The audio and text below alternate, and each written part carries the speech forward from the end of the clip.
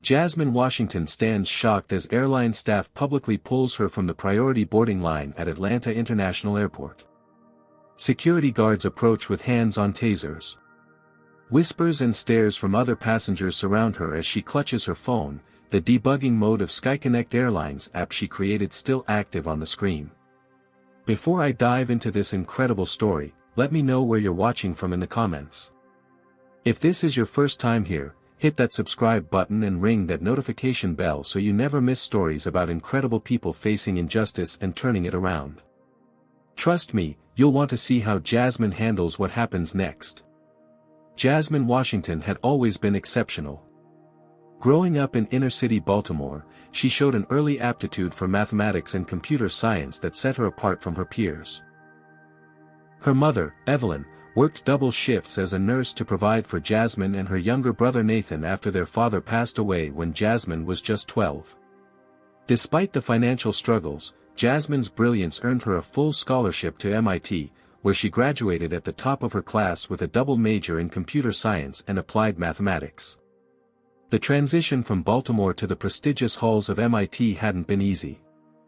As one of only 7 black women in her program of over 200 students, Jasmine constantly battled imposter syndrome. Comments from classmates suggesting she was only there to fill a diversity quota cut deep, but Jasmine channeled that pain into determination. She studied harder, stayed up later, and consistently outperformed everyone who doubted her. After graduation, Jasmine joined Technova Solutions, a leading software development firm known for creating cutting-edge applications for major corporations. Even there, as a senior software engineer, she encountered the same subtle discrimination. Despite her ideas often being the most innovative in the room, she frequently had to enlist her white male colleagues to present them to clients to ensure they were taken seriously. "I learned to pick my battles," Jasmine would later tell a reporter. Sometimes getting the work done was more important than getting the credit.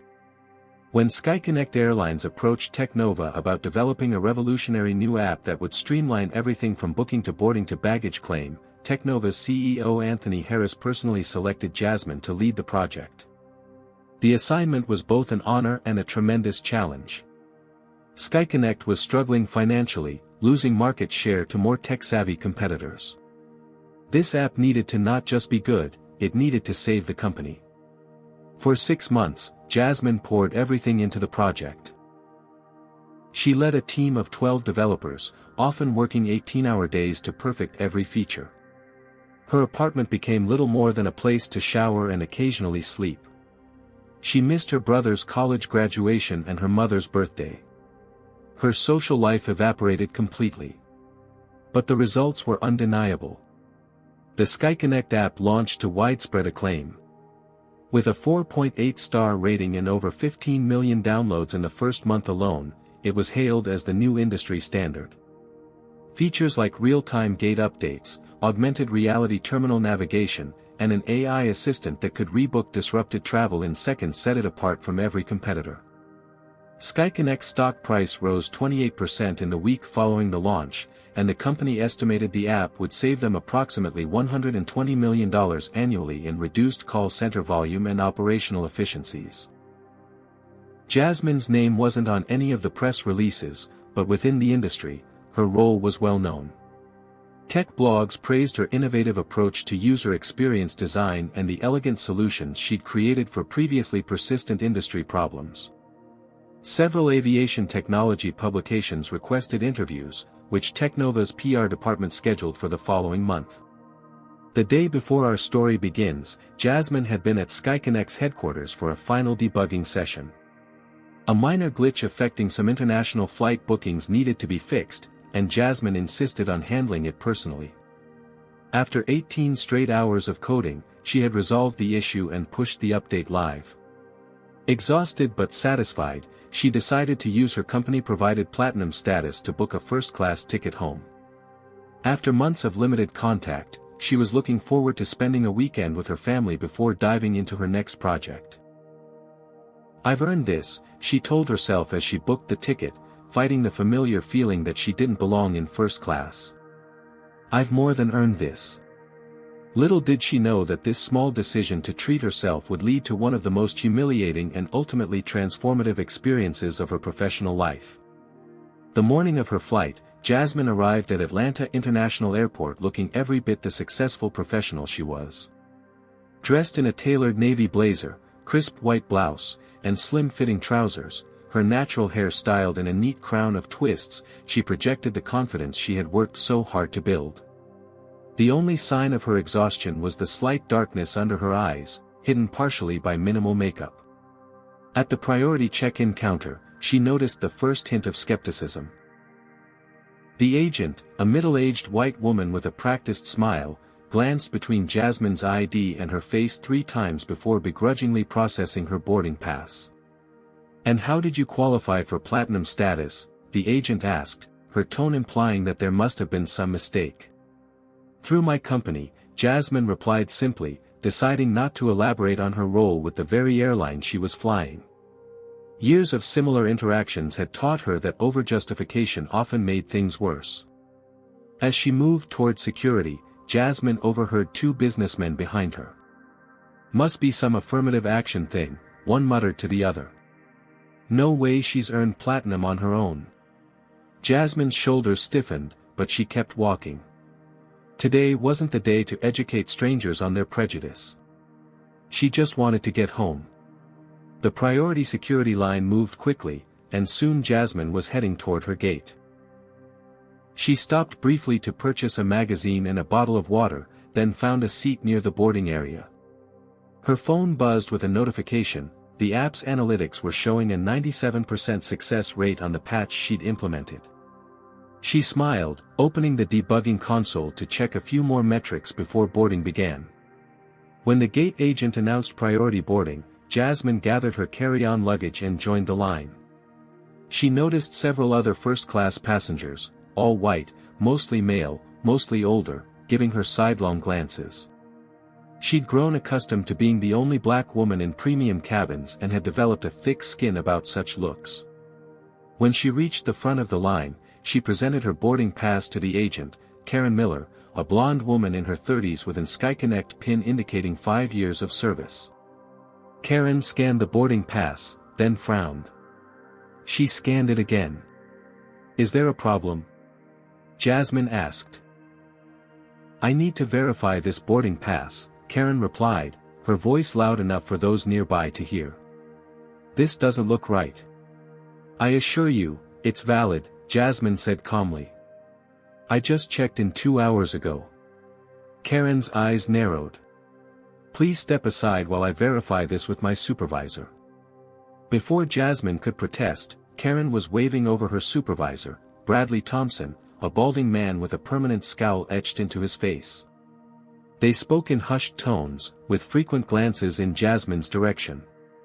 The line behind Jasmine grew, with several passengers sighing audibly at the delay.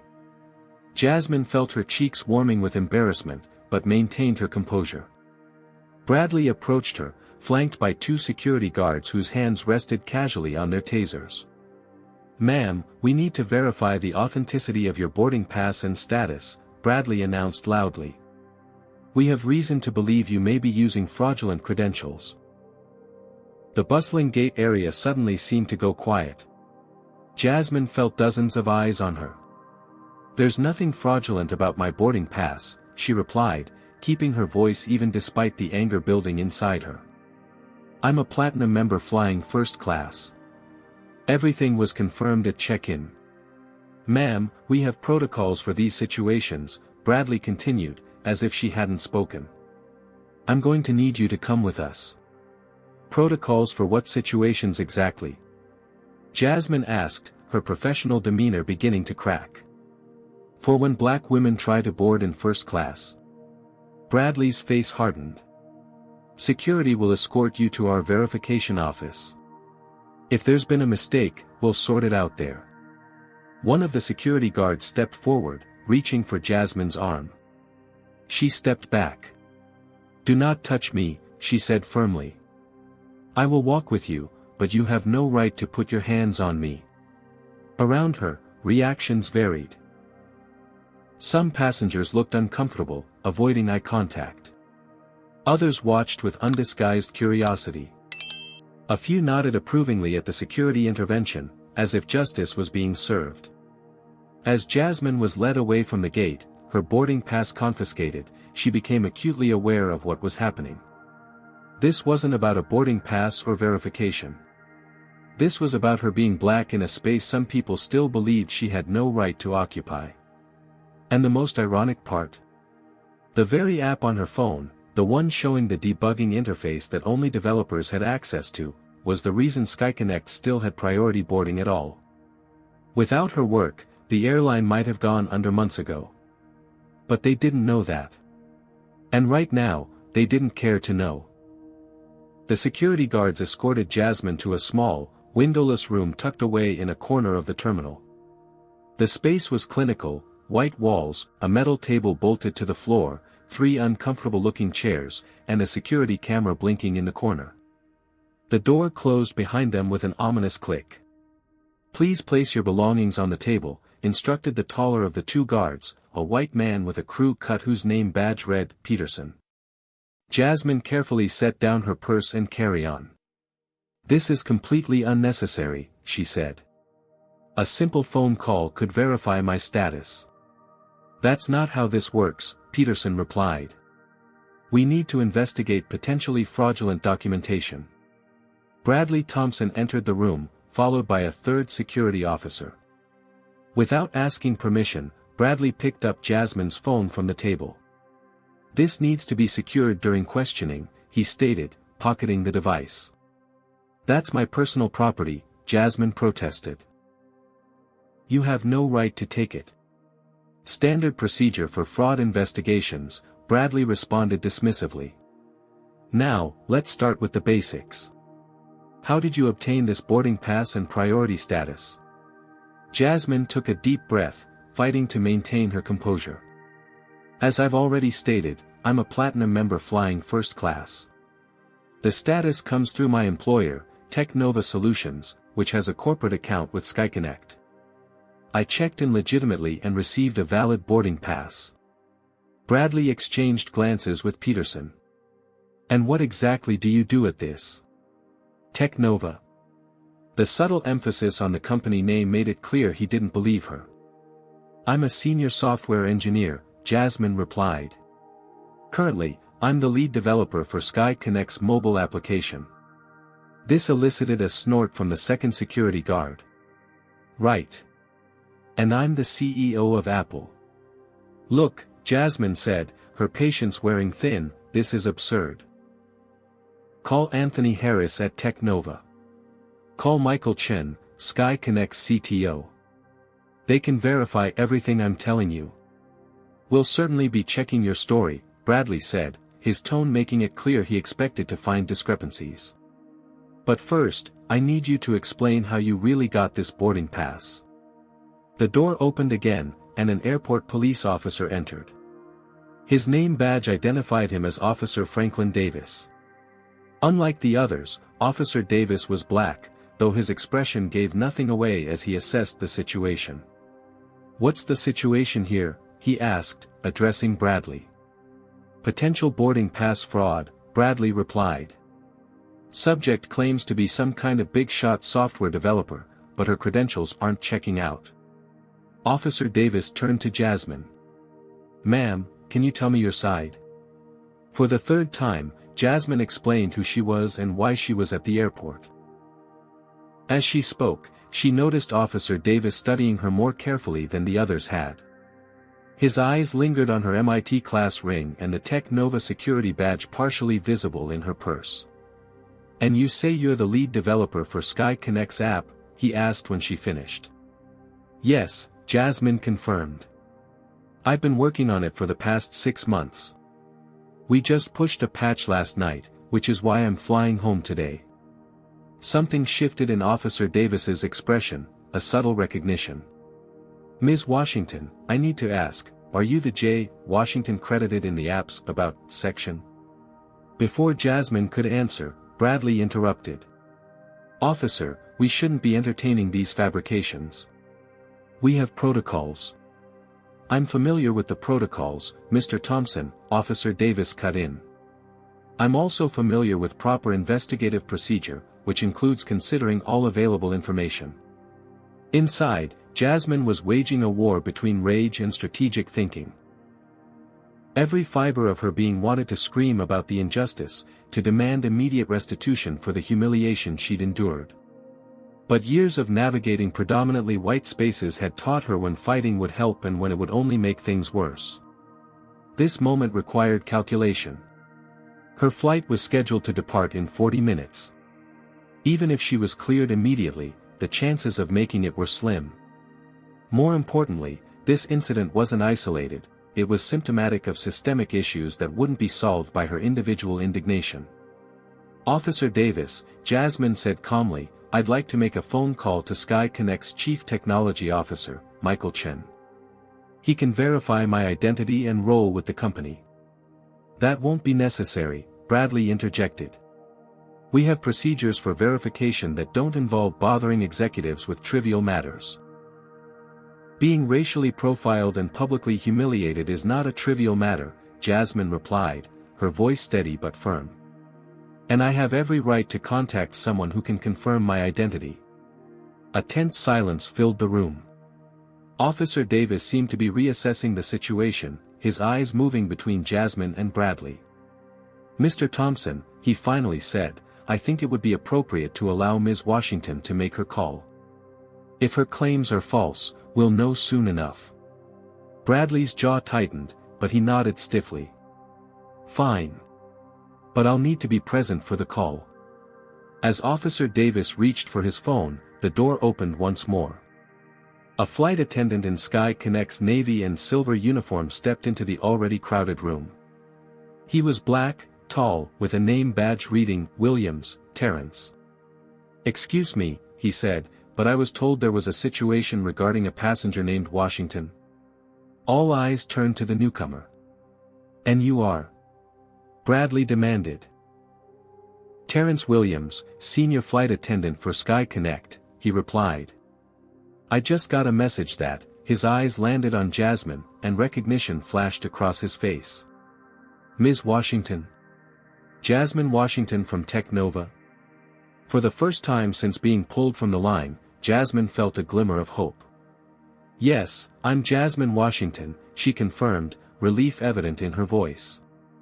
Terrence Williams turned to the security personnel with a look of disbelief. "Do you have any idea who this is?" "This is the woman who built our entire app system." Bradley Thompson shifted uncomfortably.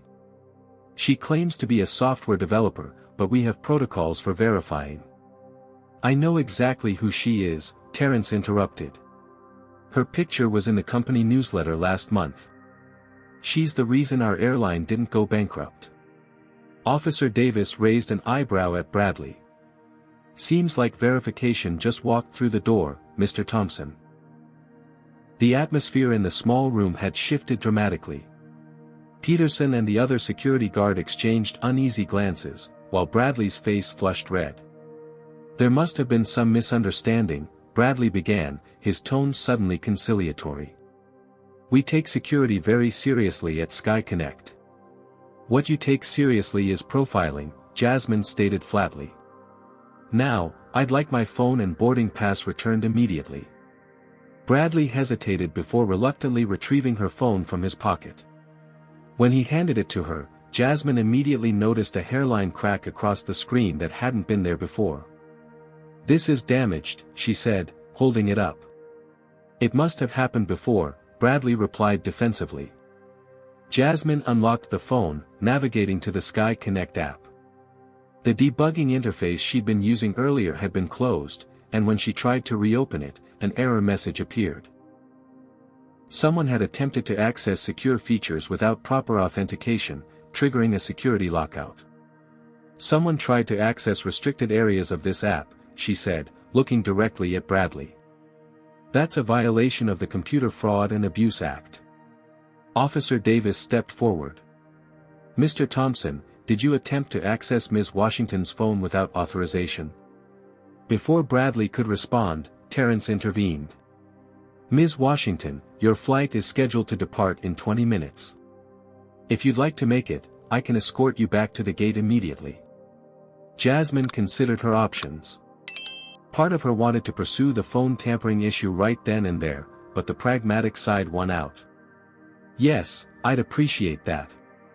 As Terrence led her out of the room, Officer Davis handed her his card. If you decide to file a complaint about today's incident or the damage to your property, please contact me directly. Jasmine nodded, tucking the card into her blazer pocket. The walk back to the gate was brisk, with Terrence apologizing profusely for the treatment she'd received. This is not what Sky Connect stands for, he insisted. I can't believe they did this to you of all people. When they arrived at the gate, the final boarding call had just been announced. Karen Miller was still at the podium, and her eyes widened when she saw Jasmine returning with Terrence. Ms. Miller, Terrence said formally, this is Jasmine Washington, the lead developer of our company's app. She'll be boarding now. Karen's smile was strained. Of course. We're so sorry for the misunderstanding, Ms. Washington. These verification processes are just standard. Save it, Jasmine cut her off. We both know what happened here wasn't standard procedure. Looking past Karen, Jasmine could see the aircraft door was already closed. Following her gaze, Karen said, I'm afraid the flight has already completed boarding. The door has been secured for departure. Terrence looked mortified. You held her so long she missed her flight. As I said, it was an unfortunate misunderstanding, Karen replied, not meeting his eyes. We can rebook Ms. Washington on the next available flight to Baltimore, which departs in 3 hours. Jasmine felt the eyes of nearby passengers on her. Some were openly staring, others pretending not to listen while catching every word. A few had phones out, possibly recording the interaction. I don't want your next available flight, Jasmine said, her voice calm but carrying clearly in the gate area. What I want is the contact information for your Director of Customer Experience and your Chief Diversity Officer. Karen blinked. I don't believe we have a Chief Diversity Officer. That's part of the problem, Jasmine replied. Terrence, would you happen to know who I should contact about this incident? Absolutely, he nodded. I'll get you direct lines to everyone you need to speak with. Have you ever experienced or witnessed racial profiling in a public space? Comment number 1 if you've seen how differently people get treated based on their appearance. Drop a 2 if you believe companies need stronger diversity training. Hit like if you think what happened to Jasmine is unfortunately all too common in America today. And subscribe if you want to see how she turns this humiliating experience into powerful change. What would you do if you were in Jasmine's position? Would you accept the airline's half-hearted apology and move on, or would you fight for accountability and systemic change? Let's see how Jasmine handles this pivotal moment. The Sky Connect exclusive lounge was quieter than the main terminal, with soft jazz playing in the background and comfortable leather armchairs arranged in private clusters. Jasmine sat near a window overlooking the tarmac, watching as the flight she should have been on taxied toward the runway. Terrence had insisted she use the lounge while waiting for her rebooked flight, providing her with the access code despite her no longer having a valid boarding pass. It's the least we can do, he'd said before being called away for his shift. Alone with her thoughts, Jasmine's mind replayed the incident in excruciating detail. The public humiliation. The assumption of fraud. The security guards with hands on tasers. The damaged phone. The missed flight. It wasn't the first time she'd faced discrimination, of course. There was the professor at MIT who consistently gave her lower grades than white male students with identical answers. The client who had refused to believe she was the lead engineer and insisted on speaking with whoever was really in charge.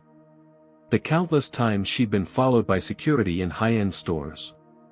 Each time, she'd swallowed her anger and kept moving forward. Don't make waves, her mother had always advised. Just work twice as hard and prove them wrong. But something felt different this time. Perhaps it was exhaustion from months of overwork. Perhaps it was the sheer injustice of being profiled by the very company she'd helped save. Whatever the reason, Jasmine knew she couldn't let this one slide.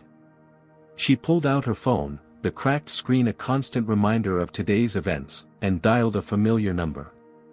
"Dr. Bennett speaking," answered a warm, authoritative voice. "Alicia, it's Jasmine," she said, the tension in her voice evident. "Do you have a minute?"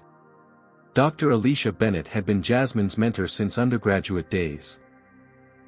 As one of the few black female professors in MIT's computer science department, she had guided Jasmine through academic challenges and professional obstacles with wisdom born from her own experiences.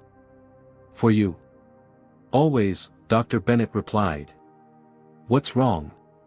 You sound upset." Jasmine recounted the day's events, her composure cracking slightly as she described being pulled from the line in front of dozens of onlookers. When she finished, Dr. Bennett was silent for a moment before responding. "First, I'm so sorry this happened to you, Jasmine. It's infuriating and inexcusable." "I don't know what to do," Jasmine admitted. "Part of me wants to just get on the next flight and forget this happened. But another part wants to burn it all down." Dr. Bennett finished for her. "That's a natural reaction. But you need to ask yourself what outcome you want here." "I want them to face consequences," Jasmine said immediately. "Not just Karen and Bradley, but the whole system that made them think this was acceptable." "Then you need to be strategic," Dr. Bennett advised. "Document everything while it's fresh. Names, times, exact words used. Then decide how to leverage your position for maximum impact." After ending the call, Jasmine opened her laptop and began typing a detailed account of the incident. She included specifics about each person involved, the security protocols that were violated, and the damage to her property. When finished, she drafted 3 separate emails. The first was to Anthony Harris, CEO of Technova, explaining why she wouldn't be available for Monday's scheduled meetings and requesting legal support from the company. The second was to Michael Chen, SkyConnect's CTO, detailing the incident and expressing her disappointment that the company they'd worked so hard to help had treated her with such disrespect. The third was to her personal attorney, attaching her account of the incident and asking for advice on potential legal actions. After sending the emails, Jasmine hesitated before opening her social media accounts.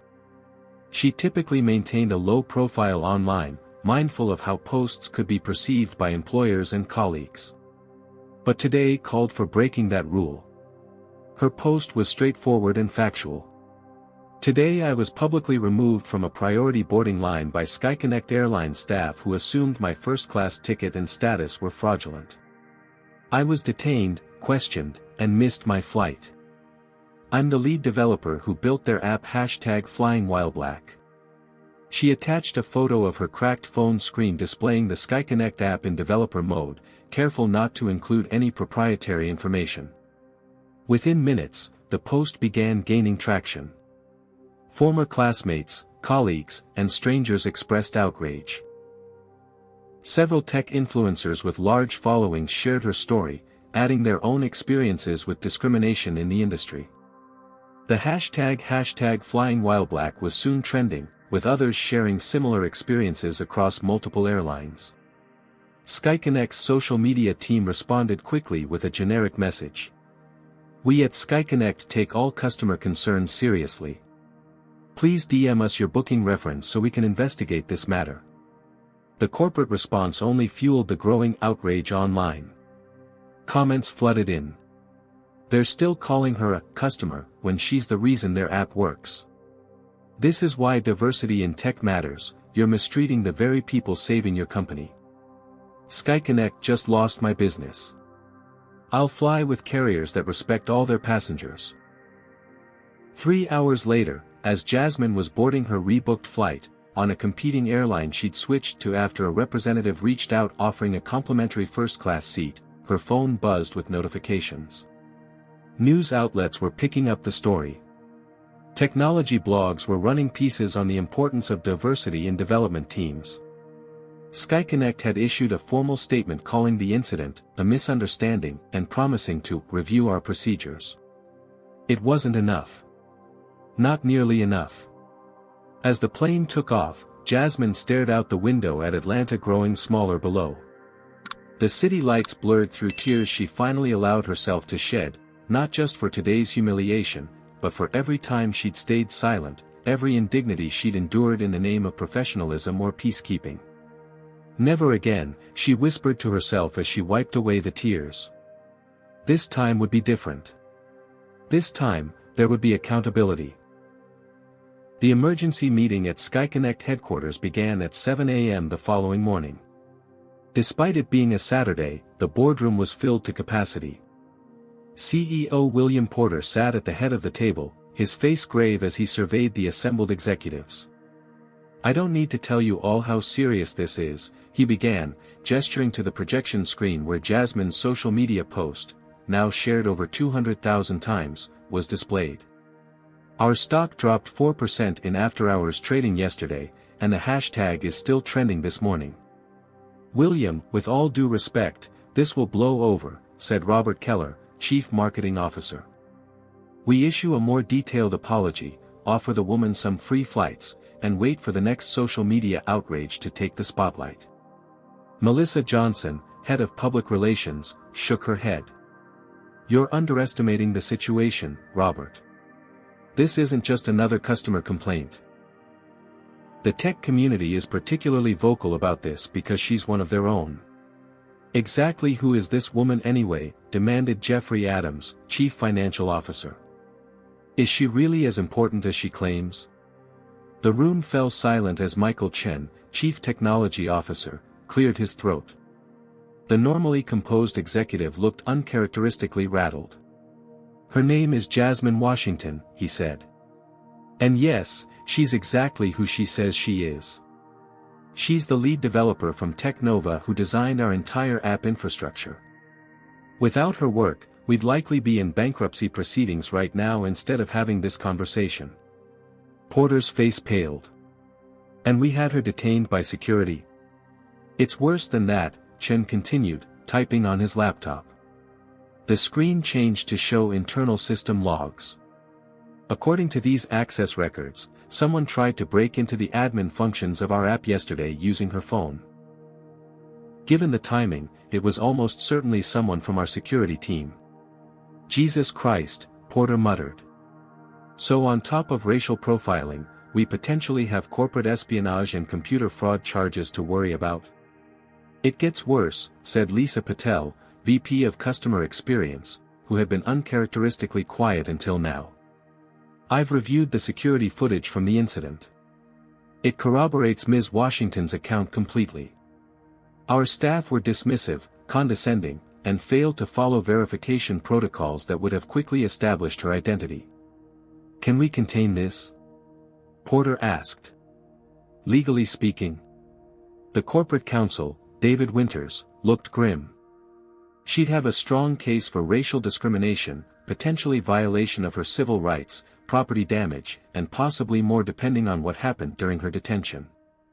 And given her high profile in the tech community." He was interrupted by his phone buzzing. After glancing at the screen, his expression darkened further. That was Anthony Harris, CEO of Technova. "He's threatening to pull our contract unless we, and I quote, make this right in a very public and meaningful way." The room erupted in anxious chatter. The Technova contract wasn't just about the app, it included ongoing development, maintenance, and several planned enhancements that were central to SkyConnect's recovery strategy. Losing that contract would cost us upwards of $30 million over the next 2 years, the CFO noted, looking physically ill at the prospect. "People, focus," Porter commanded. "We need solutions, not panic. What's our immediate action plan?" "Karen Miller and Bradley Thompson have been placed on administrative leave pending investigation," Lisa Patel reported. "Though frankly, the footage is damning enough that termination seems warranted." "That's just sacrificing scapegoats," Michael Chen argued. "This is a systemic problem. Our frontline staff clearly need better training, but we also need to address the corporate culture that made them comfortable profiling a passenger based on race." As the executives debated next steps, Porter's assistant entered the room and whispered something in his ear. His already serious expression turned grave. "It appears we have another problem," he announced to the room. "Someone from this meeting has leaked internal emails about the incident to the press. The Washington Post is running a story this afternoon, and they claim to have evidence of previous racial profiling complaints that were buried by management." The accusatory glances around the table were interrupted by a collective notification sound as everyone's phones buzzed simultaneously. It was an automated alert from their stock monitoring system. SkyConnect shares had dropped another 6% at market open, triggering emergency protocols. Meanwhile, the hashtag boycott SkyConnect was gaining traction online. Competing airlines were subtly capitalizing on the situation, with one going so far as to announce a new Respect and Dignity initiative for their premium services, clearly positioned as a response to SkyConnect's failure. Most concerning of all, 3 of SkyConnect's celebrity brand ambassadors had publicly distanced themselves from the company, with one famous musician tweeting, "Can't partner with a company that treats black excellence like criminal behavior. Do better, SkyConnect. #flying while black." As the meeting continued into its third hour, Porter's phone rang. The caller ID showed Anthony Harris from Technova. "Anthony," Porter answered, putting the call on speaker. "We were just discussing the situation with Ms. Washington. I want to personally assure you." "Save it, William," Harris interrupted. "I'm not calling for assurances. I'm calling to inform you that Jasmine has our company's full support, including legal representation if she chooses to pursue that route. She's not just some contractor, she's one of our most valuable team members. We completely understand, and we're working on a comprehensive response. Here's what's going to happen," Harris continued as if Porter hadn't spoken. "You're going to issue a public apology that specifically acknowledges the racial profiling that occurred. You're going to outline concrete steps to address systemic bias in your organization. And you're going to make it clear that the employees involved have been held accountable. We're all ready. I'm not finished. Additionally, Jasmine has back-end access to your entire app infrastructure. Did you know that? One line of code from her could shut down your entire operation. Now, she would never do that because she's a consummate professional. But I want you to understand the position you're in. Fix this, William. Fix it today." The call ended, leaving the boardroom in stunned silence. "He's bluffing about the back-end access, right?" the CFO finally asked, looking to Michael Chen. Chen shook his head slowly. "No, he's not. As the lead developer, she has administrator privileges to the entire system. It's standard practice for the development team lead." William Porter stood up, straightening his jacket. "All right, we've heard enough. This isn't just a PR crisis anymore, it's an existential threat to our company. I want a comprehensive response plan on my desk within the hour. Lisa, work with HR on immediate bias training for all customer-facing staff. Michael, audit our security protocols to ensure nothing like this happens again.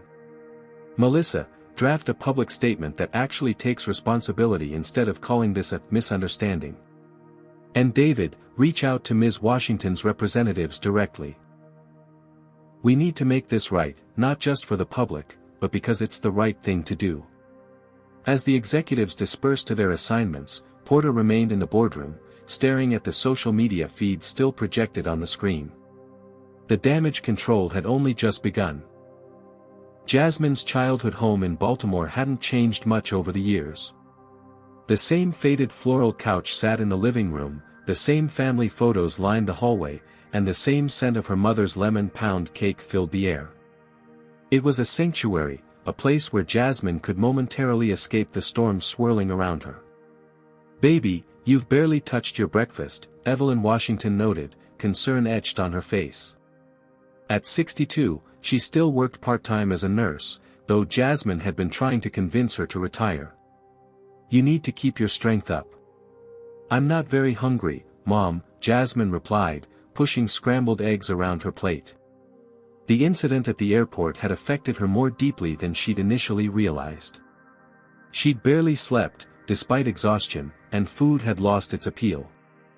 "Those people had no right to treat you that way," said Nathan, her younger brother, his voice tight with barely contained anger. At 25, he was finishing his MBA and had already experienced his own share of racial discrimination. "You should sue them into bankruptcy." "It's not that simple, Nate," Jasmine sighed. "Legal battles take years, and they rarely change the underlying problems." "So what, they just get away with it?" he demanded. Again. The question hung in the air, heavy with the weight of countless similar incidents throughout their lives. How many times had their mother told them the rules were different for black children? How many lectures had they endured about working twice as hard for half the recognition? "I remember when you were 10, Evelyn said softly, sitting down beside Jasmine. "You came home crying because your teacher accused you of cheating on a math test. Said your answers were too good for you to have figured them out yourself." Jasmine nodded, the memory still sharp despite the passage of time. "You went to the school the next day." "I did," Evelyn confirmed. "Took off work, put on my best church dress, and marched into that principal's office with all your previous math assignments. Made them apologize to you in front of the class. I was so embarrassed at the time," Jasmine admitted with a small smile. "But later, I realized how important that was, seeing you stand up for me, refusing to let the injustice slide." "The world hasn't changed enough since then," Evelyn said, taking Jasmine's hand. "But you have more power now than I ever did. The question is, how will you use it?" Later that afternoon, as the social media firestorm continued to grow, Jasmine's phone rang constantly with calls from journalists, tech influencers, and even a few celebrities who wanted to amplify her story. She declined most interviews, needing time to process her thoughts before speaking publicly. One call she did accept came from Zoe Taylor, a former classmate from MIT who now ran a support network for women of color in technology. "This isn't just about you, Jasmine," Zoe said after expressing her outrage about the incident. "Your story has resonated with so many of us because we've all been there in some way. The details differ, but the pattern is the same." "I know," Jasmine acknowledged. "My inbox is flooded with similar stories. It's overwhelming." "Which is exactly why this moment matters," Zoe pressed. "You have visibility right now. You have leverage. You could push for real change." After the call, Jasmine opened her laptop and began reading through the hundreds of messages she'd received. Women and men of color sharing their experiences of being questioned, doubted, and humiliated in professional settings. Junior developers afraid to speak up about discrimination for fear of being blacklisted. Executives who had reached the top only to still face assumptions that they were in the wrong room. The pattern was undeniable and extended far beyond one airline or one incident. This was about systemic bias deeply embedded in corporate America. Her mother knocked softly before entering the guest room where Jasmine had set up her makeshift office. "There's someone here to see you," Evelyn said. "A lawyer named James Baldwin. Says you contacted his firm." James Baldwin was one of the most respected civil rights attorneys in the country, known for taking on high-profile discrimination cases against major corporations. Jasmine had reached out to his firm on the recommendation of Dr. Bennett, but hadn't expected such a prompt personal response. In the living room, Baldwin, a distinguished black man in his 60s with salt and pepper hair and penetrating eyes, stood examining the family photos on the mantel. "Ms. Washington," he said, turning to greet her. "Thank you for seeing me on such short notice." "I should be thanking you for coming," Jasmine replied, shaking his hand. "Your case is compelling," Baldwin stated, getting straight to business as they sat down. "The evidence is strong, the public support is significant, and your position gives you unique leverage. The question is, what do you want to achieve?" It was the same question Dr. Bennett had asked, the same one Jasmine had been wrestling with since the incident. "I don't just want compensation," she said finally. "I want change. Real, measurable, lasting change." Baldwin nodded approvingly. "Then we should think beyond a standard discrimination lawsuit. We should consider what specific reforms would prevent this from happening to someone else. For the next 2 hours, they discussed potential approaches. Baldwin shared stories of previous clients who had transformed personal injustice into institutional change, the challenges they'd faced, and the strategies that had proven most effective. The hardest part, he warned, will be maintaining your resolve when they offer you money to go away quietly. They'll start with a modest settlement offer, then increase it when you refuse. The amounts can become tempting. This isn't about money, Jasmine insisted. Everyone says that initially, Baldwin replied gently. But when you're facing months or years of stress, public scrutiny, and potential career impact, the calculation can change. I just want you to be prepared. After Baldwin left, promising to draft a formal legal strategy by Monday, Jasmine sat on the porch swing where she had spent countless teenage hours dreaming of her future. The neighborhood kids played basketball in the street, their laughter a stark contrast to the heaviness she felt. Her phone buzzed with a notification. The CEO of a major tech company, a competitor to SkyConnect, had publicly offered her lifetime elite status on their airline.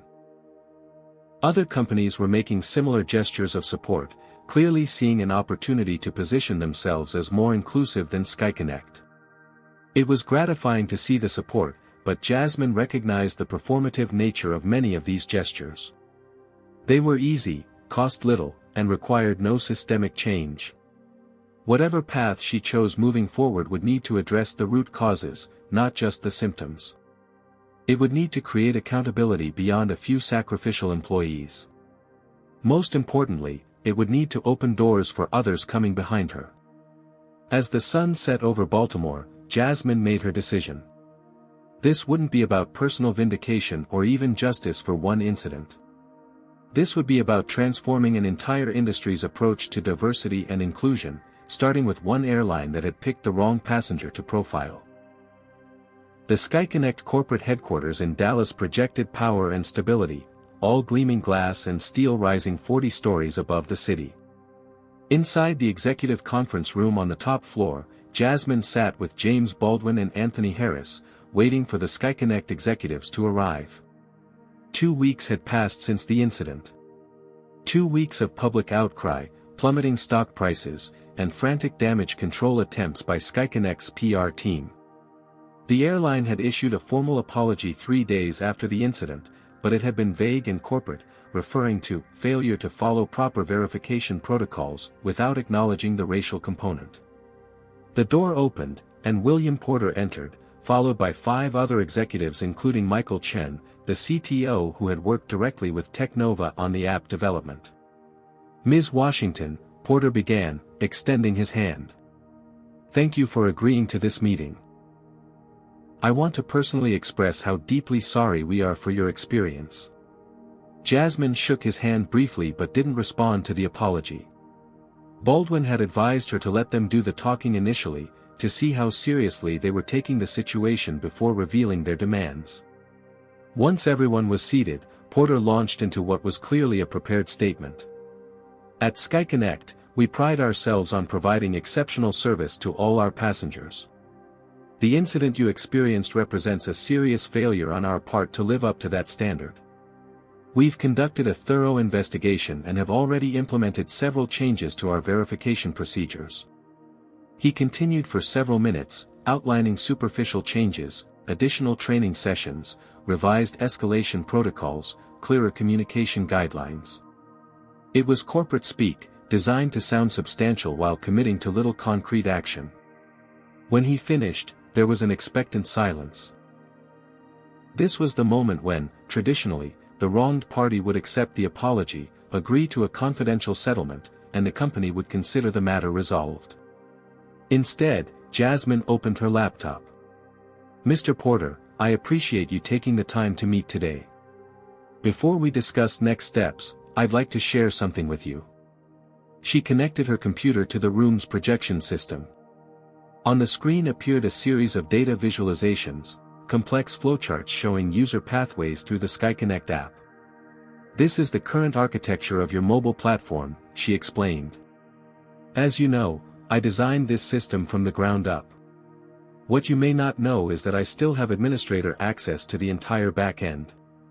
Porter glanced nervously at Michael Chen, who nodded in confirmation. With one command, Jasmine continued, typing briefly, I could initiate a system-wide shutdown that would ground your entire fleet for at least 24 hours while your tech team scrambled to recover. The executives shifted uncomfortably in their seats. I would never do that, of course, she added calmly.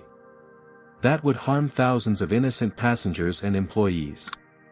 My point is simply to illustrate the level of trust your company placed in me professionally, while simultaneously treating me like a criminal personally. She switched to a new slide, a compilation of internal SkyConnect emails regarding previous discrimination complaints. These were provided by concerned employees within your organization. They show a pattern of similar incidents being dismissed or buried over the past 3 years. Porter's face had gone pale. Ms. Washington, if this is some form of leverage for a larger settlement. This isn't about money, Jasmine interrupted. This is about fundamental change. James Baldwin distributed folders to each executive. Inside you'll find our proposed terms for resolving this matter without litigation. The executives opened the folders, their expressions shifting from concern to surprise as they reviewed the contents. This is extensive, Porter said finally. It's necessary, Jasmine countered. What happened to me wasn't an isolated incident or a few employees going rogue. It was the predictable outcome of a system that lacks proper accountability and inclusion. She stood and walked to the whiteboard, picking up a marker. With the confidence of someone accustomed to leading technical presentations, she outlined 5 key demands. First, mandatory comprehensive bias training for all customer-facing staff, developed and led by experts in diversity and inclusion, not generic HR consultants. Second, revision of security protocols with direct input from a diverse advisory council that includes frequent travelers from minority groups. Third, establishment of a substantial scholarship fund for minorities pursuing careers in aviation and technology, with guaranteed internship opportunities.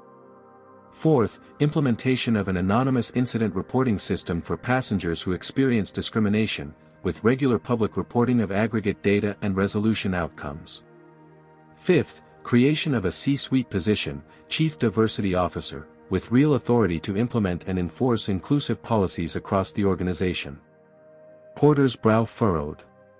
Ms. Washington, while we appreciate your suggestions, these measures would cost millions to implement and would require board approval. Anthony Harris, who had been silent until now, leaned forward. William, let me be clear. Technova's continued partnership with SkyConnect is contingent on good faith efforts to address these issues. We won't maintain a business relationship with a company that discriminates against our employees. The implied threat hung in the air. SkyConnect couldn't afford to lose the Technova contract, especially not while still recovering from the public relations disaster. After a tense discussion that lasted over 3 hours, with multiple breaks for Porter to consult privately with his team, they reached an agreement in principle. SkyConnect would implement all 5 of Jasmine's core demands, with specific timelines and accountability measures built in.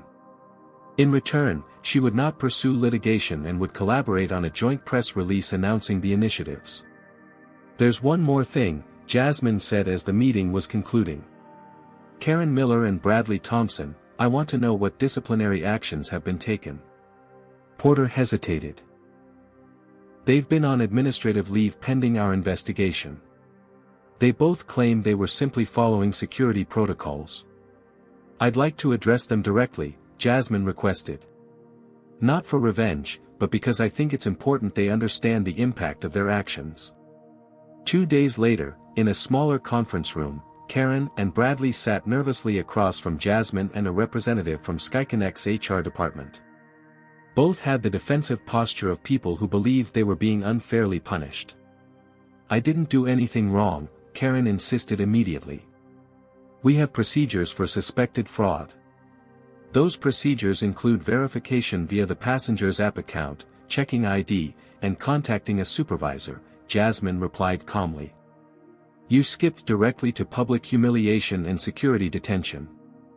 The situation seemed suspicious, Bradley added. A security judgment call had to be made. And what exactly made it suspicious? Jasmine asked, though she already knew the answer. Neither responded directly. I've reviewed over 30 similar incidents at SkyConnect in the past year, Jasmine continued. 28 involved passengers of color. That's not coincidence, and it's not proper security protocol. It's bias, whether conscious or unconscious. She showed them photographs, herself at MIT graduation, receiving industry awards, leading development teams.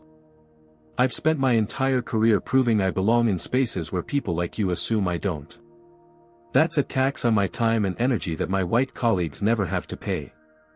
By the end of the session, Karen's defensiveness had given way to uncomfortable recognition, while Bradley remained largely unmoved. It reinforced Jasmine's belief that individual conversations had value but couldn't replace systemic change. The following week, SkyConnect announced that both employees had been terminated following a thorough investigation. More significantly, the airline unveiled its new, Inclusive Skies initiative, a comprehensive program encompassing all of Jasmine's demands and more. The stock price, which had been steadily recovering since the announcement of the meeting, rose another 3%. Industry analysts noted that what had begun as a crisis had potentially positioned SkyConnect as a leader in corporate diversity efforts, if they followed through on their commitments. For Jasmine, the outcome brought mixed emotions.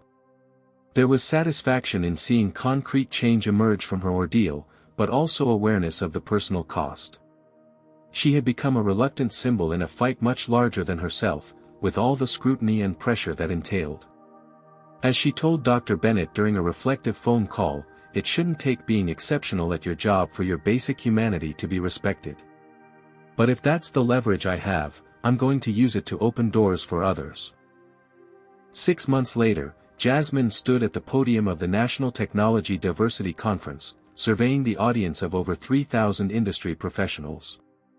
As the keynote speaker, she had been asked to share her experience and the changes it had sparked at SkyConnect and beyond. Transformation rarely happens by choice, she began. More often, it comes through crisis, when the cost of maintaining the status quo finally exceeds the cost of change. The changes at SkyConnect had indeed been substantial. Under the guidance of their newly appointed Chief Diversity Officer, Dr. Renee Harper, a respected academic with extensive corporate consulting experience, the airline had implemented all the promised initiatives and more.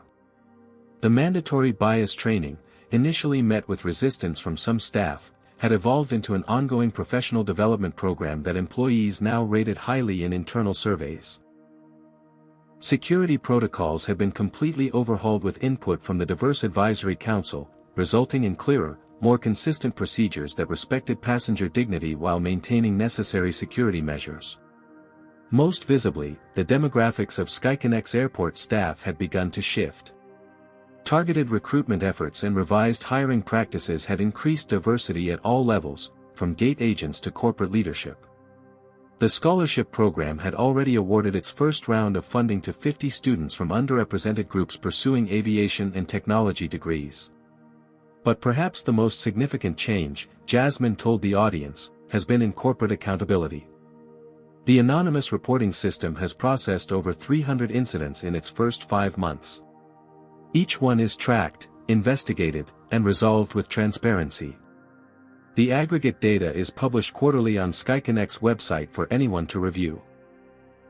She clicked to her next slide, showing a graph of incident reports trending downward over the months since implementation. This isn't just about making one company better, she continued. It's about creating a model that others can follow. Already, 3 other major airlines have announced similar initiatives. Following the conference speech, Jasmine returned to Technova with renewed purpose. Her promotion to Chief Innovation Officer gave her broader influence over product development and company culture. She had established a mentorship program specifically for young women of color in STEM fields, providing the guidance and support she wished she'd had earlier in her career. The final test came when business needs required her to fly with SkyConnect again. As she approached the priority boarding line at Baltimore International Airport, she felt a flutter of anxiety, the memory of humiliation still fresh despite the months that had passed. This time, however, the experience was markedly different. The gate agent, a young black woman who recognized Jasmine immediately, greeted her with genuine respect. The boarding process proceeded smoothly, with the same protocols being applied consistently to all passengers regardless of appearance. Settling into her first-class seat, Jasmine reflected on the personal cost of becoming an unwilling symbol in the fight against discrimination. The increased public scrutiny had been exhausting at times. Speaking engagements and media requests had taken time away from her technical work and personal life. There had been online harassment from those who felt threatened by the changes she advocated. Yet there had also been profound rewards. Letters from young people inspired by her stand. Relationships formed with other advocates doing similar work across industries. The satisfaction of seeing tangible policy changes that would protect others from experiencing what she had endured. As the flight reached cruising altitude, Jasmine noticed a young black girl, perhaps 12 years old, sitting across the aisle with her mother. The girl was working intently on a laptop, frowning in concentration. "Stuck?" Jasmine asked with a smile. The girl looked up, surprised. "Yeah. I'm trying to code this game for school, but I keep getting errors. Mind if I take a look? I'm a software engineer." The girl's eyes widened in recognition. "Wait, are you Jasmine Washington? The one who made the Airline app and then they?" "That's me," Jasmine confirmed.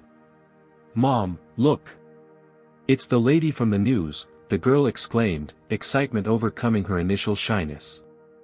The mother looked over, recognition dawning on her face as well. "Ms. Washington, I can't tell you what an inspiration you've been to Zara. She started coding classes after seeing your story." For the remainder of the flight, Jasmine helped Zara debug her game, explaining concepts and sharing tips from her own experience. It was a small interaction, but it reinforced the purpose behind everything she had fought for, creating a world where the next generation wouldn't have to fight the same battles. As the plane began its descent, Jasmine looked out at the patchwork of land below, thinking about the unpredictable path that had led her here. One humiliating incident had transformed into a catalyst for change affecting thousands. The work wasn't finished, systemic racism couldn't be dismantled in 6 months or even 6 years, but meaningful progress was possible when people with leverage chose to use it for collective benefit. "The most important lesson I've learned," she had told the conference audience earlier that day, "is that excellence alone isn't enough to change the system. You also need courage to confront injustice, strategy to channel outrage effectively, and community to sustain you through the fight." Looking at Zara tapping away at her newly debugged code, Jasmine felt renewed determination. The journey ahead would be challenging, but every barrier broken made the path easier for those who followed. And in that knowledge, she found both purpose and peace. Have you ever witnessed someone turn adversity into positive change? What everyday acts of discrimination do you think still need to be addressed in our society? Share your thoughts in the comments below, and don't forget to like, subscribe, and hit that notification bell to join our community of storytellers and changemakers. Thank you for listening to Jasmine's journey, and remember, sometimes our greatest impact comes from the moments we're most tested. Until next time. Jasmine's journey teaches us powerful lessons about resilience, strategic advocacy, and systemic change. First, silence in the face of discrimination perpetuates injustice. For years, Jasmine had kept the peace professionally, but this incident became her breaking point, showing that sometimes confrontation is necessary for transformation. Second, position and privilege can be leveraged for collective benefit. Jasmine used her unique technical expertise and professional standing not just to seek personal vindication, but to create pathways for others. Her demands focused on structural changes that would protect future travelers from similar experiences. Third, effective advocacy requires strategy, not just outrage. By documenting everything, building alliances, consulting mentors, and crafting specific, actionable demands, Jasmine transformed an emotional trauma into concrete institutional change. Fourth, representation matters profoundly. The airline's failure stemmed partly from lacking diversity at decision-making levels. Without diverse perspectives in leadership, organizations remain blind to harmful patterns in their own practices. Finally, true change requires both personal growth and systemic reform. Individual accountability, firing Karen and Bradley, was necessary but insufficient. Only comprehensive policy changes could address the root causes. The story reminds us that fighting discrimination isn't just about addressing isolated incidents but dismantling the structures that enable them, and that when we stand up for ourselves with strategic purpose, we create pathways for others to follow. Have you ever witnessed or experienced discrimination that made you question whether to speak up or stay silent? Share your story in the comments below. Has Jasmine's strategic approach to fighting discrimination inspired you to think differently about confronting injustice? Drop a like if you believe corporations should be held accountable for discriminatory practices, and subscribe to hear more powerful stories of resilience and transformation. Don't forget to share this video with someone who needs to understand the real impact of racial profiling in everyday situations. Thank you for joining our community of storytellers and changemakers. Together, we can turn painful experiences into powerful catalysts for a more just world.